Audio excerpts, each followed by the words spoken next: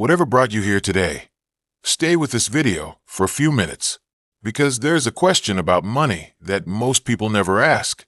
Not, how much do I earn? Not, how much do I have invested? But this, how many things must go right for my financial life to keep working? Think about your life for a moment. Your income must continue. Your health must remain functional. Your ability to work must survive changing technology. The economy must not damage your livelihood beyond recovery. Your expenses must remain manageable. Your decisions must remain rational when fear arrives. Your relationships must not create financial destruction. Your savings must survive emergencies. Your investments must not be exposed to risks you never understood. And somewhere in the background, dozens of invisible systems must continue functioning. That is the strange truth about financial security. It often feels like something you possess, but in reality, it is something that is continuously happening. Your financial life is not a static object. It is a living system. And the most dangerous financial illusion is believing that because everything is working today, everything is guaranteed to keep working tomorrow. A person may have a good income, but what if their skills become obsolete? A person may have excellent investments, but what if their emotional behavior causes them to sell during panic? A person may have savings, but what if their lifestyle quietly expands until every increase in income disappears? A person may be intelligent, educated, and hardworking, but what if exhaustion destroys the quality of their decisions? This is where money connects with technology, psychology, health, education, and even spirituality. Artificial intelligence and intelligent automation are changing the value of human skills. The question is no longer simply, can I work hard? The deeper question is, can I continue learning faster than the world changes? Throughout history, entire occupations have been transformed by new tools. The people who survived such transitions were not always the most talented. Often, they were the people capable of adapting without allowing fear to paralyze them. That is a financial principle. Your future income is partly an investment in your ability to remain useful. Education, therefore, is not merely something that ends with a certificate. It is a form of financial insurance, but even learning has a hidden dependency. You need time. You need energy. You need health. You need the mental clarity to concentrate. And suddenly, financial planning becomes much larger than budgeting.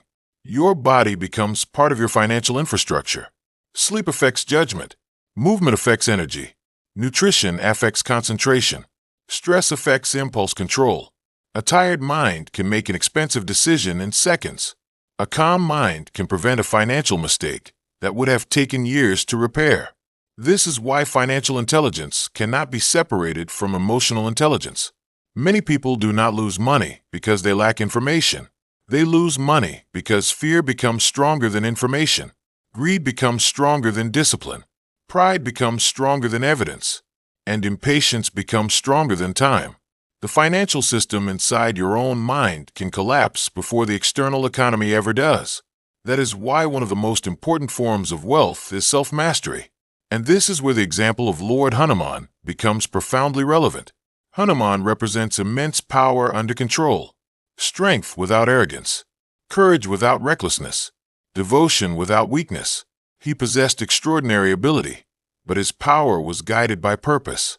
That distinction matters deeply in finance, because earning more money without greater self-control can simply create larger mistakes. More income can finance more consumption. More access to opportunity can create more exposure to risk. More intelligence can create overconfidence. The question is not only, how much power do I have? The question is, can I carry that power responsibly? This is also why minimalism has a financial dimension. Every possession creates some form of responsibility. Every unnecessary commitment consumes attention.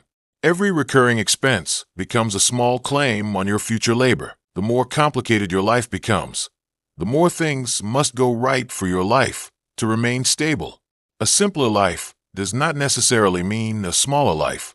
Sometimes, simplicity means fewer points of failure, fewer financial obligations, fewer unnecessary desires, fewer relationships built entirely on consumption, fewer decisions that require money to maintain an identity. And yet, There's another dependency most people ignore. Money is not only an individual system, it is also a social system. Your financial life is influenced by families, communities, laws, technology, economies, and global events that you cannot personally control. A disruption in one part of the world can influence prices somewhere else. A technological breakthrough can change the value of a skill. A historical crisis can reveal that what felt permanent was only temporary. Human beings repeatedly build their lives around assumptions. Then history reminds them that assumptions are not guarantees. This does not mean living in fear.